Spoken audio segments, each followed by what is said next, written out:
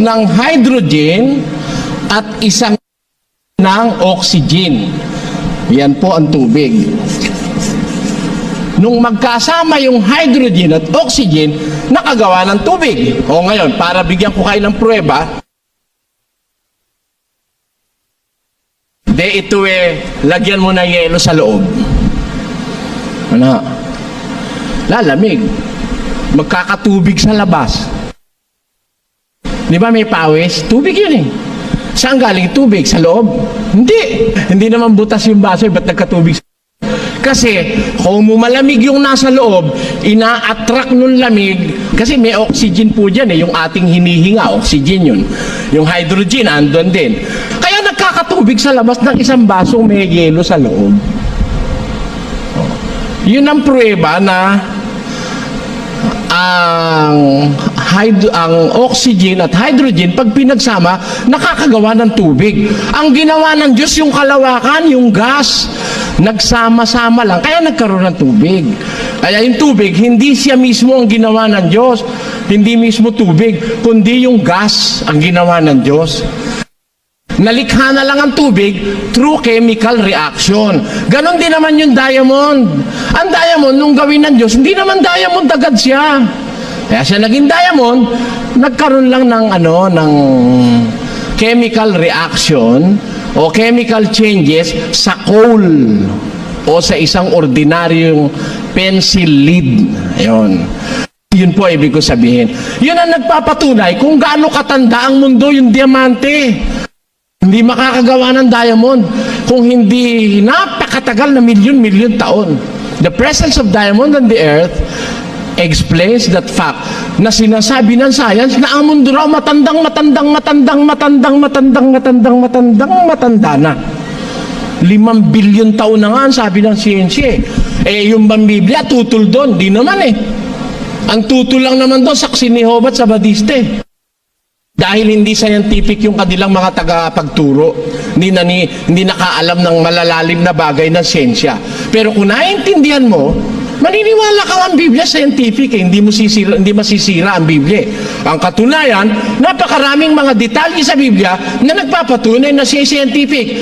Isa, 40:22 ng Isaias. Pakinggan nyo. Nang isulat po ito ni Isaias, ay some 700 years before Christ. 700 years before Christ. Ibig sabihin kung si Kristo'y nabuhay sa mundo noong 2,000 years ago, mga 2,600 BC pa. Oo. Nakasulat na ito. Alin na nakasulat na ito? Basa. Siya ang nakaupo sa balantok ng lupa. Ayun. Ang Diyos ay nauupo sa balantok ng lupa. He is seated upon the circle of the earth. Meron ng 3,000 taon. Humigit kumulang nakasulat sa Biblia.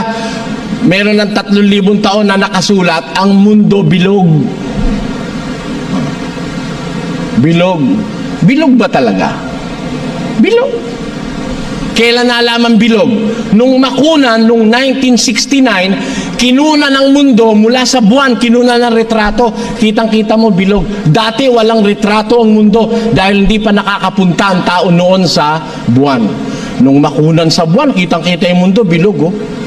Nung araw nga, paniwala ng mga tao, ang mundo raw, lapad eh. At doon daw sa dulo ng dagat, huwag kang pupunta dahil mahuhulog ka raw, di ka na makakabalik. Yun ang paniwala ng mga araw ng mga tao. It is written in the book of Isaiah that God, the Lord, God Almighty, seated upon the circle of the earth. And when you say circle, bilog. Bilog nga eh. Diba? Kailan natuklasan ng siyensya ang bilugang mundo? Ang unang-unang nakatuklas na bilugang mundo, yung mga tauhan ni Magallanes, the men of Magellan, na sila ang unang-unang mga tao na nakaikot sa mundo. Kaya napatunayan nilang bilog eh. Bakit? Kasi ganito, umalis sila sa Espanya. Dire-diretso biyahe nila sa dagat. Nakarating sila sa Pilipinas. Napatay na si Magellan dito. Wala na yung mga ibang barko nila, nasira na. Yung natitirang barko, yung Victoria, Dire-diretso pa rin, dire-diretso. Nakabalik sila sa Espanya. Oh. Naisip nila, aba, ang mundo nga bilog. Bakit? Biro mo, umalis sila doon. Nakabalik sila. Bilog. Pagka umalis ka sa isang lugar, nakabalik ka doon sa pinanggalingan mo, ibig sabihin bilog yun.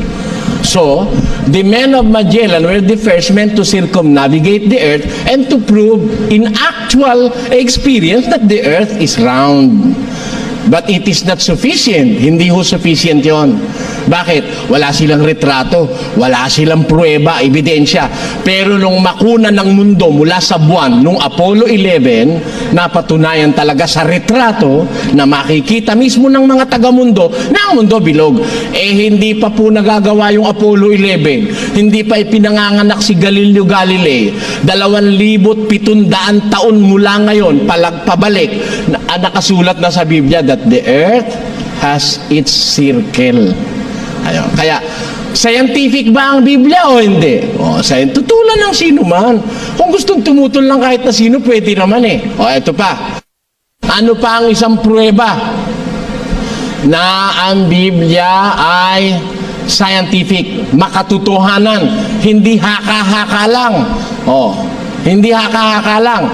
Merong ganitong sinabi ang Diyos sa pagluluto. Basa.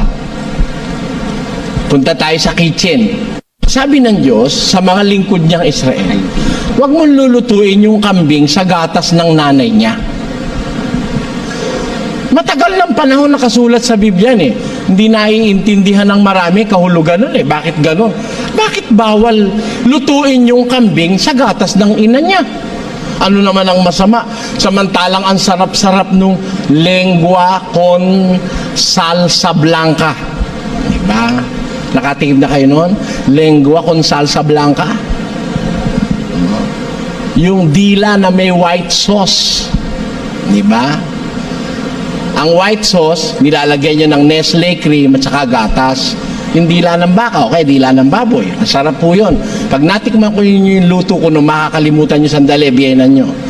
Doon sa luto ko na yon. Ngayon, bawal pala ng Diyos yun, nalutuin yung karni ng kambing sa gatas ng nanay niya. Sa Israel. Ano reason? Alam nyo nung araw, naniniwala ang tao sa Diyos, basta sinabi ng Diyos, di na sila nagtatanong. Sabi ng Diyos, huwag kayong kakain ng baboy, karumal-dumal sa inyo. Kakainin nyo, ito lang, baka. Yung ngumunguya, may biyak ang paa, yun, makakain nyo. May biyak ang paa, barang baboy, biyak ang paa. Hindi naman ngumunguya, ngumangasab, bawal yan. Hindi alam ng mga tao ngayon, ang kahulugan ng mga bawal-bawal na yun. Alam nyo ngayon, natuklasan ng siyensya, tama. Alin ang tama? Ito. Yung gatas, alam nyo yung gatas nakukurta, di ba? Di po ba alam nyo yung salitang kurta? Nagka-curdle ang gatas, nakukurta. Yung palang gatas, hindi matutunaw sa tiyan ng tao kung hindi muna makukurta. Kaya kailangan pag uminom ka ng gatas, para matunaw yon, ma-digest, makukurta muna siya ron. Makukurta, magka-curd. Ngayon, kung kakain ka ng gatas, tapos kakain ka pa ng karne, may kasamang karne, magkakahalo sila. Hindi magkakasabay ng pagkatunaw o pagka-digest. Kasi maghihintay pa yung gatas na siya'y makurta bago siya matunaw. Mauuna ngayon tunawin yung karne kung sinabayan mo ng karne. Ngayon, yung chemical reaction ng pagtunaw ng karne, kakontra naman ng chemical reaction sa pagtunaw ng gatas. Kaya, imbis na magkaroon ng digestion sa tiyan mo, ang mangyayari, putrefaction. Ang tawag ko ron. Imbis digestion, putrefaction ang mangyayari sa iyong tiyan. Magkakontra ang chemical reaction at ang digestive enzymes na kailangan, magkakakontra. Imbis na yan ay matunaw at mapakinabangan ng katawan mo, nagiging lason sa loob.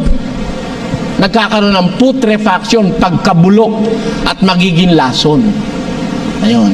Ano po ibig ko sabihin, mga kababayan? Baka sabihin nyo, nalalayo na tayo sa pinag-uusapan natin.